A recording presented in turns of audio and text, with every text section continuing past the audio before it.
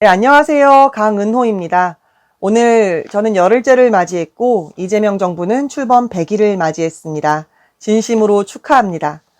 그 어느 때보다 빠른 속도로 정확한 방향성을 잃지 않고 합리적이고 효율적인 정책을 펼쳐나가는 이재명 정부를 진심으로 응원합니다.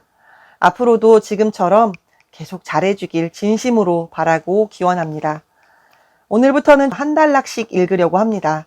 오늘은 첫 번째 정강정책의 경제 부분의 6번째 소단락, 토지의 공공성과 국민 주거권 보장 부분입니다. 바로 시작하겠습니다.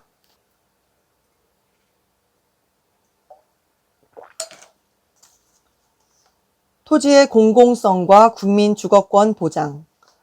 토지는 국민 모두의 삶의 터전이자 생산의 기본 요소이다.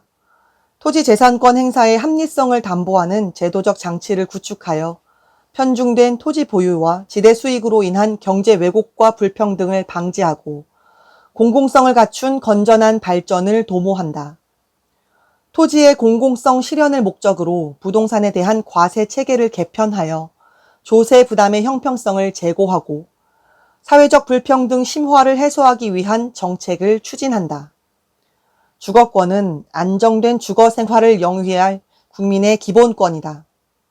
실거주, 실수요자 중심으로 내 집 마련 기회를 보장하고 모든 국민이 소득이나 재산과 관계없이 안정적인 주거 생활을 누릴 수 있는 주거 정책을 추진한다.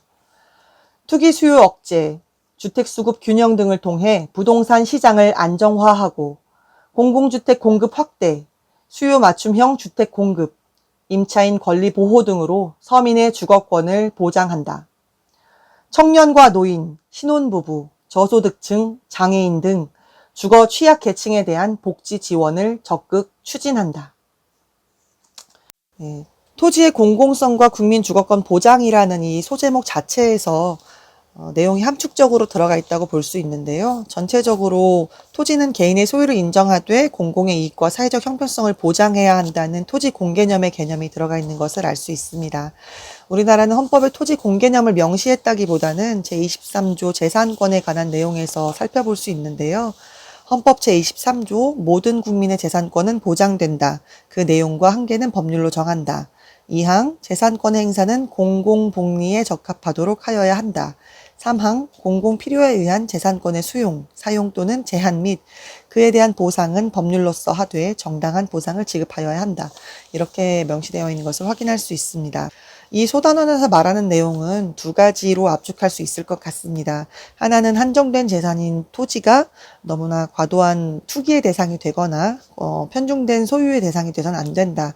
이런 내용과 또 하나는 모든 국민은 안정된 주거 생활을 영위할 기본권을 가지고 있다. 그 기본권에 맞춘 정책을 실현해야 된다. 이런 내용들을 골자로 하고 있습니다. 지금까지 발표된 현 정부의 부동산 정책은 6.27 부동산 대책과 이제 9.7 부동산 정책이 있었는데 과도한 투기를 막고 가계부채를 낮추고 그리고 이제 부동산의 가격 자체를 낮춰서 실소유주가 소유가 가능하게 하도록 하겠다. 이걸 부동산 가격을 잡겠다는 대책과 그리고 2030년까지 12만 호의 공공주택을 수도권에 공급하겠다. 이런 큰 두 가지 틀을 가지고 있습니다. 오늘 100일 기념 그 기자회견에서 부동산을 안정화시키는 것이 정말 어렵다. 그러나 단기적으로 수요와 공급을 통제하고 관리하면서 지속해서 안정화시켜 나가겠다.